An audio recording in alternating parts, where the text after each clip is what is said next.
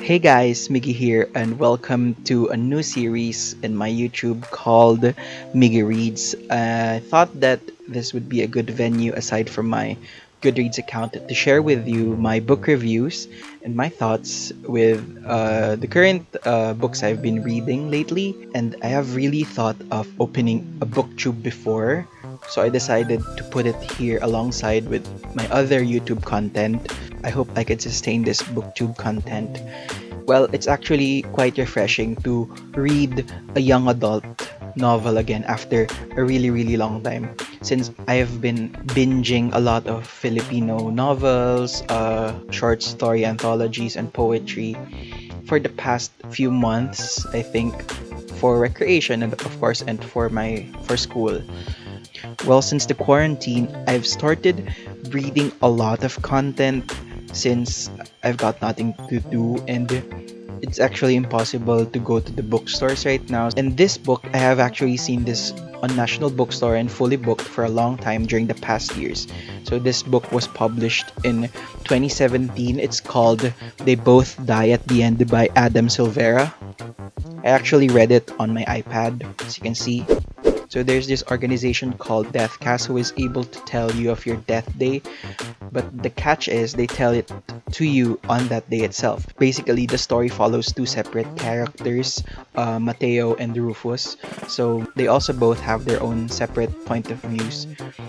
Mateo is this introvert 18-year-old kid locked up in his New York apartment because he practically grew up with his dad, and now his dad's in a coma. And this other character is called Rufus, so is this like reckless, troublesome kid in a foster home along with his gang called the Plutos. At the start of the story, they both received phone calls from Deathcast telling them that they're actually gonna die the following day. So considering everything, the two download this app called The Last Friend, which is kind of like a Tinder slash Bumble for the Deckers. Deckers is the term used for those who have received the call from Deathcast and are waiting for their death the next day. So literally, everyone is searching for a last friend through the app. The story goes on in a single day as Rufus and Mateo explore New York and try to live their last day. So it's actually quite a depressing story since the title itself tells you the ending, that they both die at the end, since that is the major premise of the whole story. Okay, so before I proceed on giving you a short review of this book, I'm gonna read to you a short passage that I highlighted from the book because I really like this part. Okay. Here we are, two boys sitting in a cemetery as it begins drizzling, trading stories in my half-dug grave as if we're not dying today. These moments of forgetting and relief are enough to push me through the rest of my day. Weird question, do you believe in fate? I ask. Weird answer, I believe in two fates, Rufus says. Really? No, Rufus smiles. I don't even believe in one. You? How else do you explain us meeting? I ask. We both downloaded an app and agreed to hang out, Rufus says. But look at us.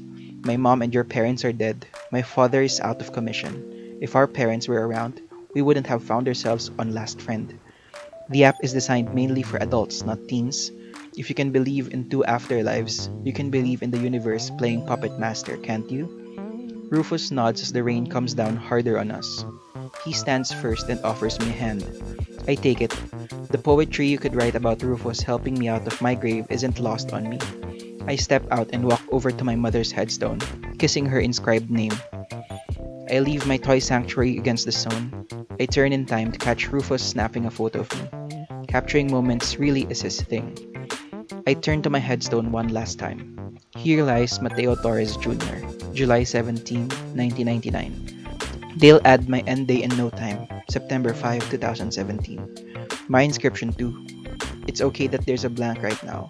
I lived what it will say, and I know I'll make sure I've lived as I'm claiming. He lived for everyone. The words will wear away over time, but they'll have been true. Rufus wheels his bike along the wet and muddy path, leaving tire tracks. I follow him, my insides feeling heavier with every footstep away from my mother and my open grave, knowing I'll be back soon enough. You sold me on fate, Rufus says. Finish telling me about your afterlife. I do. Anyway, spoilers aside, this is a good book, especially if you like a subtle read, which is very straightforward. Is basically a John Green type of thing. It reminds me of Paper Towns, especially the part where they just go on this adventure because they know they're gonna die at the end, and they don't know at what time they will die. So the story starts from like 12 a.m. until they die. No spoilers, but they'll die late night. So they'll be spending the day and spending it with family, with best friends. I gave this book 4 out of 5 stars on Goodreads because I have to remind myself that this is a young adult novel. So of course there was a lot of edginess to it, and there's a lot of illogical decisions. As a teenager, making these decisions will be hard, especially when you talk about death. In this small adventure that they have, despite knowing that it's limited, is kind of thrilling. But the novel generally has the theme of death, as it showcases the different point of views of other characters that they somehow encountered throughout the book. It will be around 2 pages or 1 page just to show that what fate this character has gone through. Did he die? Did he also receive the call from Deathcast? So there will be a lot of that. For me personally, I think that it became a little bit distracting to have many POVs. I'm actually used to reading a novel with just one POV, and I think that is my issue. That is why I cannot give it a perfect 5 out of 5 score. But in general, the themes, the language used, it fits perfectly to the young adult novel. That's my only contention. I think it would be better if only Rufus or only Mateo had the POV. I'm actually okay with the other characters' POV because it shows how important life is generally, and how intertwined the lives of the people are, and how each of our decisions affect each other. So it will be a main theme throughout, life and death, and the decisions that we will be making. For those who will be reading this, I think the main message of the book is to live your life to the fullest, because just like Rufus and Mateo, who only had a day to live, especially Mateo, who was an introvert, regretted having lived his life not just for that day, but he regretted not going outside of his New York apartment because he was afraid. I think that's the main message, which is really beautiful throughout the novel. I think the author, Adam Silva, showed it well and subtly, which is very beautiful.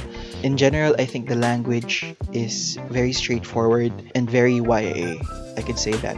And another note, most of you may think that from the cover itself of Two Boys, it will be like a BL type, or Rufus and Mateo will have a relationship. But from what I've seen, although there will be themes on that of their relationship, I think the focus of this novel is more on their relationship, and not just between the two of them, but Mateo with his childhood best friend Lydia, and Rufus's relationship with his gang, the Plutos, and his relationship with them.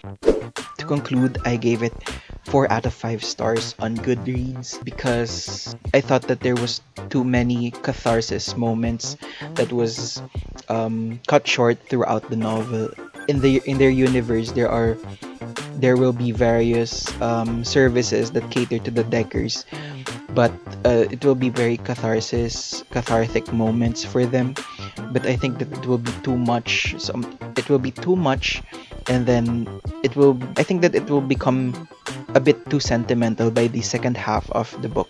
I think the book started out really slow, especially on the first half of the novel, and I found it really dragging, and I wanted to end the book right there. But the second half of the novel was really good, and things sped up. So I could say that things sped up, meeting with the other characters until the death of both of them.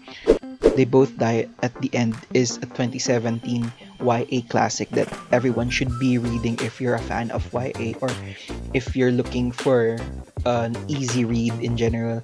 So you can read this in one sitting if you're that patient. But for me, it took me around 2 sittings because, as I told you, the first half was really dragging for me.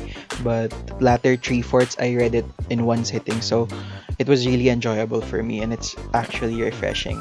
And it's a good tour also of New York, both upstate and the city. They will be traveling back and forth with Rufus's bicycle.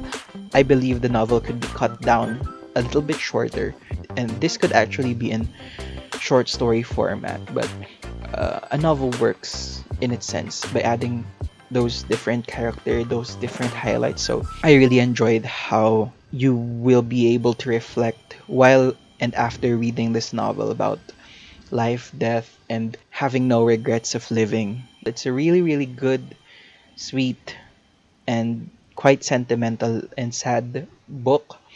So for Miggy Reads, I give it 4 out of 5 stars and I recommend it.